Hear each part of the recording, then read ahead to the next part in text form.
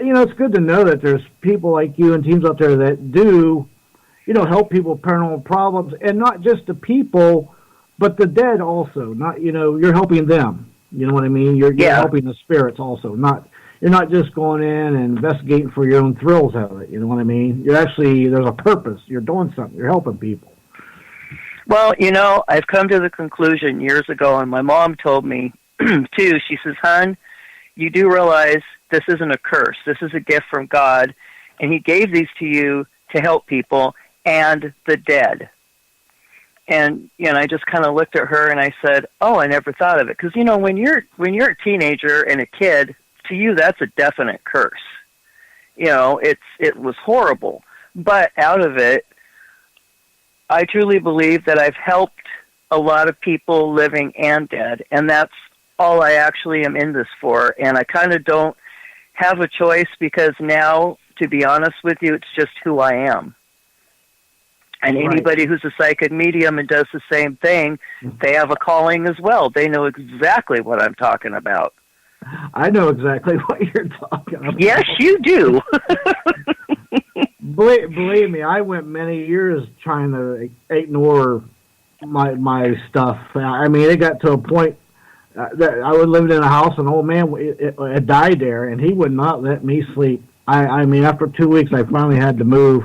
He wouldn't let me sleep. It was just, but yeah, I tried to shelve it for years, but it just, the older I got, the more prevalent it got. So there was just no more. It was either learn to swim or drown. So I swam. Yeah, and because it's like I've tried to shut this off and ignore it too, and it doesn't work. And it was funny because last year, talking about gifts, I got horribly, horribly sick. I was in and out of emergency a couple of times and the whole 9 yards. And I was so sick, I was just wore out. I swear my abilities just went underground, or they left because they didn't want to be around me. I don't know. But all I know is the fact that I knew there was people in my house that I couldn't see, and not being able to use it. Yeah. It was freaking me out, because I was like, oh my God, I know how normal people feel. I finally got it. And my empathy for people who cannot see them or hear them, but things are moving and they could feel something around, my heart goes out to them. Oh, that was horrible. That was the worst 3 days that I have had in years. So, yeah. Oh, my. All right, I'm going to hold on right there. I'm going to talk real quick to my live Facebook fans. Hey, switch on over to www.nightdreamstalkradio.com and continue listening to a great guest with a great show, and she's got a lot more to share. So switch on over to www.nightdreamstalkradio.com, and we'll see you over there. Okay, go ahead. And, well, let me ask you this: whenever you're helping them, and people. A lot of people, when they pass over, they are in death what they were in life too. Have you know? I'm sure you know what I'm talking about. Oh, there's no change. There's no change. They are who they are. Yeah, that's definite. I mean, I know that from talking to relatives that have passed and friends that have passed, and there's no different. I mean, one of the guys on our team who was like a son to me too. His dad passed away a couple of weeks ago, and he's just coming into his own. He's only 22, and he found out that he's got a lot of the same abilities that I do, so I'm working with him. Oh, that's great. And, he's got somebody like you to mentor him and help him, Well, when I eventually do retire, I'm in a wheelchair or a nursing home, and I can't do this anymore. My daughter, who is 16, my grandson, who's 17, and Jason, and our tech guy, Tommy, who is amazing, they are going to be basically inheriting the group. So I've got to get these guys trained and teach them, and, but Jason is amazing, and as of now, I talked to his dad and relayed messages, but now he has figured out he can do it. So it is so awesome to have him and his dad, communicating. And it's helped him through the grieving period tremendously. And I didn't know his dad, but talking to him, like, whoa. And they've actually got into little tiffs. And I'm like, whoa, not a mediator for arguing. You want to talk to each other, talk. And that was the first time I had people going at each other. And I was like, oh, Lord, your poor mom. I know what she went through for years. There was no difference. And I was like, your dad's honoring. He goes, yeah, So, yeah, and he hasn't changed. My mom hasn't changed. Nobody I know on the other side have changed. They might mellow, a bit, but their sense of humor, sarcasticness, that stays. Yeah. Well, my grandfather's with me all the time, and he's always watching. He's my guardian. He protects me, goes with me where I go. Right on. And the reason I ask that is because I've noticed, there's a lot of bad people out there in this world. Oof. And, some of them, when they pass over, they just, they inherit this thing I call a superpower, where 9 out of 10 people can't see, hear, or feel them. So now they're even more dirty, so to speak. You know what I'm saying? Bigger jerks than they were when they were alive. Yes. Yeah. Mm-hmm. So have you ever been, on your investigation, have you ever been scratched, attacked, pushed, bitten, or anything like that? Actually, no. Oh, truthfully, I have not, but I've got to tell you, a friend of mine from Opus Paranormal, I've known him for quite a few years, is a super good friend. We were on an investigation at a private home, and we had all of the night vision cameras going, and we had people watching the screen with the DVR, and all of a sudden he screams, "Oh my God, Al, it burns. And I thought, oh crap, I'm standing next to him. So I flip on the light, pull up the back of his shirt, and there are 3 initials carved into the back of on his back, and they're bleeding. Initials? Initials. Wow. The guy's Wow. first, middle, and last name, his initials, okay, carved into Mark's back. Wow. And I'm yelling, guys, get in here. And then the homeowner, okay, ends up calling us a while later and letting us know that she got mail for a guy that used to own the house. So people will still send you mail out of the blue years later. Yeah. And it had the same initials that were carved into his back. And the guy had passed away in the house, and nobody knew he was dead for a few days. Oh, my. And I guess he was a mean SOB. And, it just carried over. He was terrorizing her children. She had young kids. And he was terrorizing the pets. He was just mad at the world. And I was talking, actually, which is weird, to Mark one night. Hang on.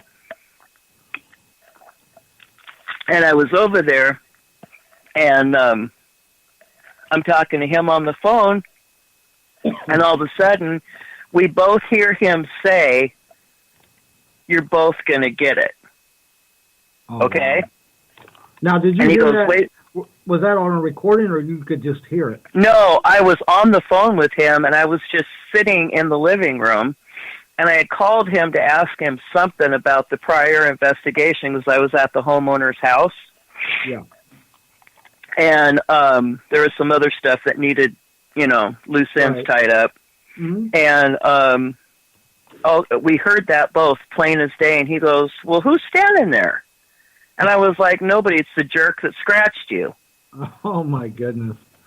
Yeah, and it was just, and he would I would come in, the second time I was there, I went in, and no cupboards were open, went down the hall, was looking around, came back, and all the cupboard doors were open, and I just looked at him, and I said, "Okay, you know what? You got enough energy to open them? Do I look like your damn slave? Close them." And I just turned around and walked out. This is the attitude I have. I don't care if you're living or dead. If you're a jerk, you're going to get it, you know? Hey, well, I got southern blood in me. No. well, let me ask you this: the spirits that are there, since they got to shut their covers, they open. Do they got to pay rent too? Or are they just hanging out? Well, that's funny. That is too funny. Some of them, I think, should. I will tell you the stuff, the havoc that they cause and the destruction. Yeah, I'm like, I'm thinking to myself, wow, you going to pay for this? Yeah. God, just because you're dead doesn't mean you're getting out of this. You're going to clean up your own poltergeisty mess. Yeah, because you can Yeah. You got to clean up your own poltergeisty mess you made, damn it. I love it. That's a T-shirt waiting to happen, dude. Oh, my goodness. You're going to poltergeist this place, you're going to clean it. Yeah, there you go. Poltergeisty. Yeah, I love it. No, I'm just extremely, I get ticked off at anything, living or dead, especially when it comes to children. Oh. You start messing with kids, and I could be in my night clothes, 2 o'clock in the morning. I get a call, my child's being, terrorized. I'm dressed, brush my teeth, pull my hair back, I'm out the door. Because it comes to kids, I become Mama Bear. And then it's World War III. I don't tolerate it. I can't. So yeah, have you had a case where maybe a nasty spirit was messing with a child, and you had to go in and maybe help the client, maybe confront this spirit, or what happened there? Anything like that? Tell us. Well, yeah, actually, I've had a few over the years. But again, the one we were talking about earlier where they carved into Mark's back, he was messing with the kids big time. They were terrified to sleep in their rooms by themselves. So then half the time they'd end up sleeping in one room together, the living room, or with their mom, And that's what made me just want to go in there and get a hold of this guy and just send him to where he needed to be. Because oh my God, yeah. No. It's one thing to go after an adult, but when you start messing with kids, I'm sorry, no. And I am a Christian, and I think that's why probably I have never been scratched or hurt. I've had stuff thrown at me, but it never hit me, thank God. And I've been called a few nasty names and things like that, and yeah, whatever. And but I totally believe that my guardian angels, and God and my family that's passed on protect me, because I go in and I don't worry about it. Yeah, you get it. Right, I guarantee your family. My grandfather's with me all the time, so I know you got your guardian there with you always, your protectors. Yeah, and I don't fear. And that's the whole, I don't know if that's the whole point or what, but I literally I'm not afraid. I go in, and if it's something I cannot deal with, it's way past anything I'm able to do. We have friends of ours who are demonologists. It's a husband and wife team. Mm-hmm. And they are, oh my Lord, they are so amazing. They go in, I have seen them clear people that have attachments or, possessions, whatever.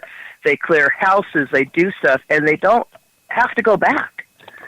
I mean, it is absolutely amazing, and I am thankful to have them in our lives, because they're not just people we call to help us. They're friends of ours, too. They're part of our paranormal family. And they are amazing because, but I'm sure you network as well. When you get in over your head on something, you've got people you can call. Well, usually they call me. I usually do it all. I do it all. I dislodge attachments, face demons, you name it, exorcism. I do it all. So basically, right on. I help a local team that I advise or go in and face these evil things and house blessings, you name it. And I'm sure you do it too, but have you ever come across some of these, what I call real evil incarnate, these parasite demons? I'm sure sometime. Have you ever come across one?